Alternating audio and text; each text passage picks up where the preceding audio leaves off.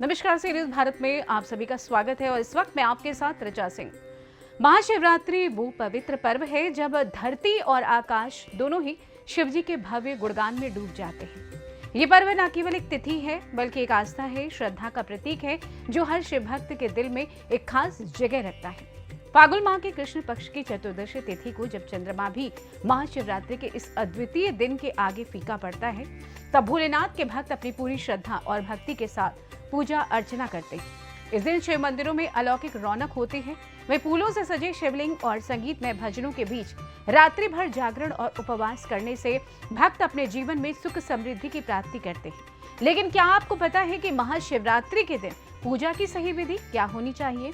तो आइए इस महापर्व की सही पूजा विधि को जानने के लिए हम चलते हैं एक खास रिपोर्ट की ओर, जहां पर पंडित आचार्य आदित्य नारायण अवस्थी हमें इस दिव्य दिन की महत्ता और पूजा की सही विधि से अवगत कराएंगे। हर साल फाल्गुन माह की कृष्ण पक्ष की चतुर्दशी तिथि को महाशिवरात्रि पर्व मनाया जाता है। इस दिन शिव भक्त पूरी विधि विधान के साथ माता पार्वती और भोलेनाथ की आराधना करते हैं। हर शिव मंदिरों को फूलों और रंगीन लाइटों से सजाया जाता है।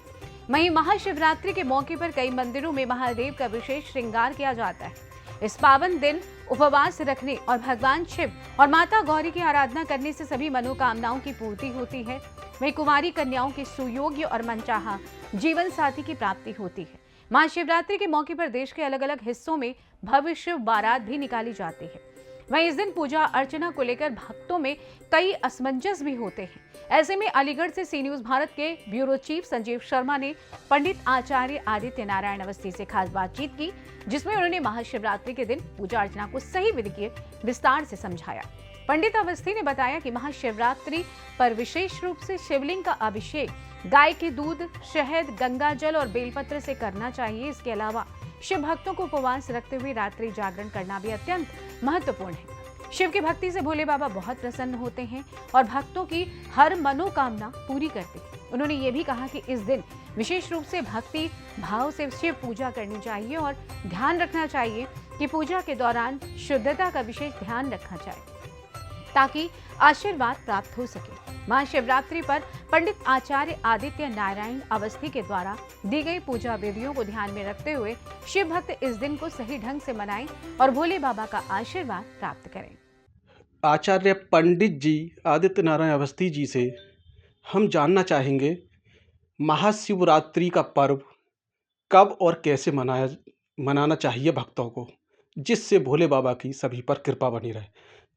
देखते हैं क्या कहना चाहती हैं। ओम नमः शिवाय, जय माँ पीताम्बरा, जय श्री राधे। मैं आपके साथ आचार्य आदित्य नारायण अवस्थी ज्योतिष संस्थान अलीगढ़ से। सबसे पहले सभी सनातन धर्म प्रेमियों को जय श्री राधे। महाशिवरात्रि की मंगल शुभकामनाएं।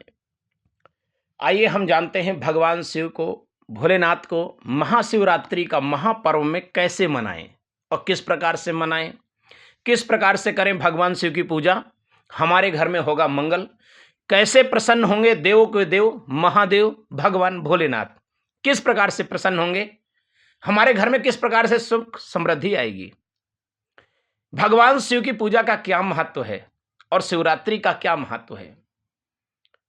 एक महाशिवरात्रि है जिसमें हम एक दिन ही पूजा कर लेते हैं तो पूरे वर्ष भगवान भोलेनाथ की कृपा हमारे ऊपर बनी रहती है।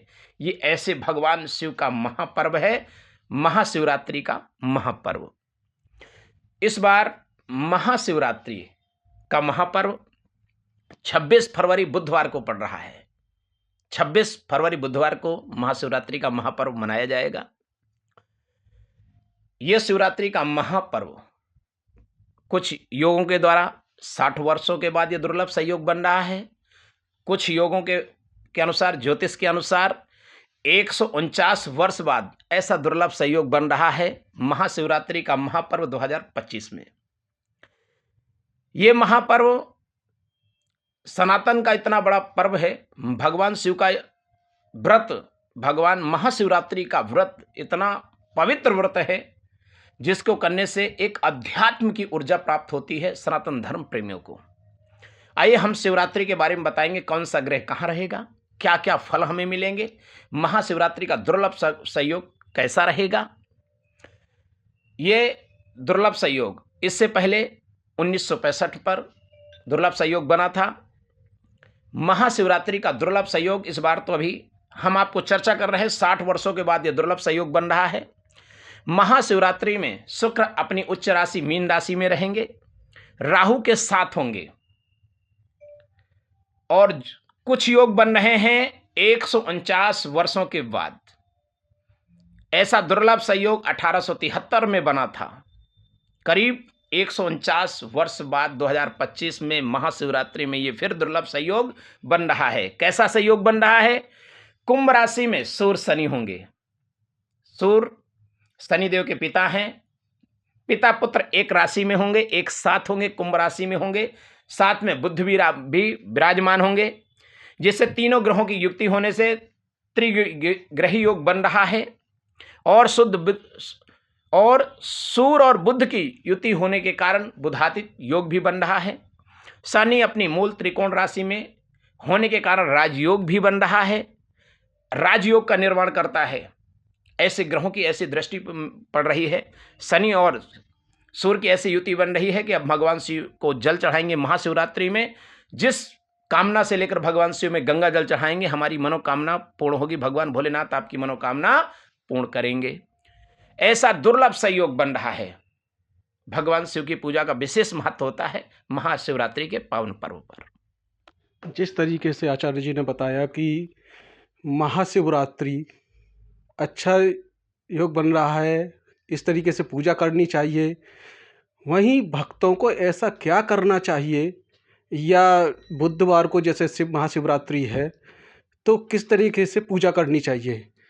जी देखिए, सर्वप्रथम महाशिवरात्रि जैसे बुधवार की है 26 फरवरी की।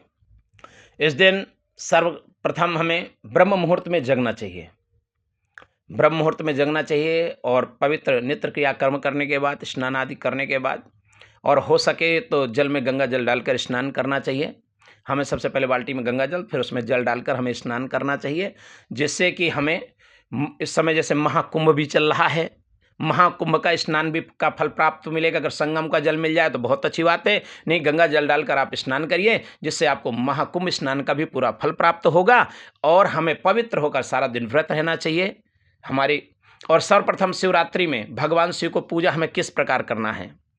व्रत का संकल्प लेने के बाद, स्नानात नित्य क्रिया करने के बाद भगवान शिव के मंदिर में जाएं और वहां जाकर आसन पर बैठकर सबसे पहले भगवान भोलेनाथ और पूरा परिवार है भगवान भोलेनाथ का, भगवान गणेश जी, कार्तिकेय जी, नंदी जी, माता जी, नाग देवता, शंकर जी, सबको जल से स्नान कराएं। फिर इसके बाद देखिए, अगर आपकी सुविधा है तो जैसे दूध के बाद दही से, शहद से, बूरा से, घी से और पंचामृत बनाकर इस प्रकार भगवान का स्नान करा सकते हैं। और अलग अलग नहीं कर सकते तो आप पंचामृत बनाइए, दूध, दही, शहद, घी, शक्कर, बूरा, और पंचामृत बनाना है, पंचमेवा भी डाल सकते हैं। पंचामृत बनाकर भगवान भोलेनाथ को सबका जाके स्नान कराइए। फिर जल से स्नान कराइए, गंगा जल से स्नान कराइए। भगवान भोलेनाथ को वस्त्र भेंट करिए, भगवान भोलेनाथ को जनेऊ पहनाइए, यज्ञोपवीत पहनाने के बाद भगवान को अष्टगंध चंदन, भगवान शिव में अष्टगंध चंदन करना चाहिए। रोली का तिलक भगवान गणेश जी, कार्तिकेय जी और माँ पार्वती और नंदी जी को लगाना चाहिए। भगवान शिव में रोली नहीं लगाना चाहिए। भगवान शिव को अष्टगंध चंदन प्रिय है, या भस्म आपको मिल जाए तो भस्म भगवान भोलेनाथ को अति प्रिय है। और इसके बाद चंदन लगाने के बाद भगवान को उपवस्त्र, ऊपर के वस्त्र भेंट कर सकते हैं। भगवान भोलेनाथ को माला है, माला पहनाइए। भगवान शिव को सफ़ेद पुष्पों की माला, पीले पुष्पों की माला बहुत प्रिय है। भगवान को पुष्प चढ़ाइए, बिलपत्र चढ़ाइए। 11 बिलपत्र अवश्य भगवान भोलेनाथ में चढ़ाएं। भांग है, धतूरा है, जिससे भगवान भोलेनाथ अति शीघ्र प्रसन्न हो जाते हैं। इसके बाद अबीर गुलाल भगवान भोलेनाथ में समर्पित करिए और धूप दीप नैवेद्य का भोग लगाइए। और इसके बाद फल है ऋतुफल भगवान भोलेनाथ पे चढ़ाइए। तांबूल, पान, सुपारी, लौंग, इलायची बनाकर एक पान का बीड़ा भगवान शिव को अर्पित करिए। इसके बाद चंदन से भगवान शिव को विशेष अर्घ्य दीजिए। रोली से भगवान गणेश जी को विशेष अर्घ्य दीजिए। भगवान भोलेनाथ की पूजा करिए। इस प्रकार से सूक्ष्म पूजा हम भगवान शिव की कर सकते हैं। और शिव चालीसा है, रुद्राष्टकम का पाठ है, शिव तांडव महास्तोत्र है, द्वादश ज्योतिर्लिंग स्तोत्र है। किसी भी एक स्तोत्र या सभी का जैसी सुविधा हो आपके स्तोत्रों का पाठ करिए और महामृत्युंजय मंत्र का भगवान शिव के मंदिर में जाप भी कर सकते हैं। इसके बाद आरती करिए, भगवान भोलेनाथ प्रसन्न होंगे। कैसी भी परेशानी हो, या जन्म कुंडली में कोई दोष हो, राहु केतु शनि मंगल से हम परेशान हो, या आपकी जन्म कुंडली में काल सर्प दोष हो, या किसी दोष से आप परेशान हैं, भगवान शिव की पूजा मन लगा के करिए, जिससे आपके 9 ग्रहों दोषों का निवारण होगा। आपने जिस तरीके से मंदिर में जाने की बात करी, को बहुत से ऐसे भी हैं जो मंदिर नहीं जा पाते हैं, तो घर पर किस तरह से पूजा करें? जैसे हमारे शास्त्रों में बताया गया है कि भगवान शिवरात्रि के दिन पार्थिव शिवलिंग की पूजा कर सकते हैं। मिट्टी के शिवलिंग बनाइए और जिस प्रकार से हमने पूजा बताया है पार्थिव शिवलिंग की पूजा करिए। अगर आपके घर में नर्मदेश्वर शिवलिंग है, नर्मदेश्वर शिवलिंग की पूजा करिए। आपके घर में पारद शिवलिंग है, पारद शिवलिंग की पूजा करिए, या स्फटिक शिवलिंग की पूजा करिए। पत्थर की शिवलिंग घर पे नहीं रखना चाहिए। जलहरी सहित पत्थर की शिवलिंग घर में नहीं रखना चाहिए। उसके पूजन करने का कोई विशेष लाभ नहीं होता है। जैसे हमने बताया नर्मदेश्वर शिवलिंग है, पारद शिवलिंग है, स्फटिक शिवलिंग है, या मिट्टी के शिवलिंग बनाकर पार्थिव शिवलिंगों की पूजा करिए और भगवान शिव को मनाइए। नहीं, जिस तरीके से भोले बाबा की तस्वीर भी हर जगह मिल जाती है, मंदिरों में, घर पर ज़्यादातर भोले बाबा की तस्वीरें हैं या भोले बाबा की मूर्ति होती है, तो क्या पूजन किस तरीके से रहता है? देखिए, वैसे तो भगवान भोलेनाथ के शिवलिंग का ही विशेष महत्व है। शिवलिंग की ही पूजा हम करते हैं तो उसका विशेष फल में प्राप्त होता है। लेकिन अगर शिवलिंग उपलब्ध नहीं है तो मन से जो जैसे भगवान भोलेनाथ का चित्र सामने चौकी में रखिए और मन से ऐसी प्रार्थना करिए, हे भोलेनाथ हमारे सामने आप विराजमान हैं, और तस्वीर में भी आप पूजा कर सकते हैं। वहीं जिस तरीके से बताया है कि महाशिवरात्रि पर किस तरीके से पूजा करनी चाहिए, आचार्य जी ने पूरा आपको बताया। अलीगढ़ से संजीव शर्मा, सी न्यूज़ ब्यूरो चीफ, अपने साथी के साथ। देखा जाए तो महाशिवरात्रि का पर्व केवल एक अवसर नहीं है, बल्कि हमारी आस्था और भक्ति को प्रगाढ़ करने का दिन है।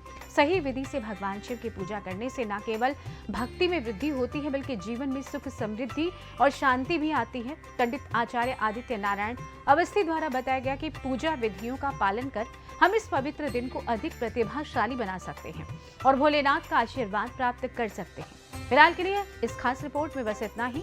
देश दुनिया की तमाम बड़ी खबरों को जानने के लिए जुड़े रहिए सी न्यूज़ भारत के साथ। हर खबर आपके साथ, आपके हाथ।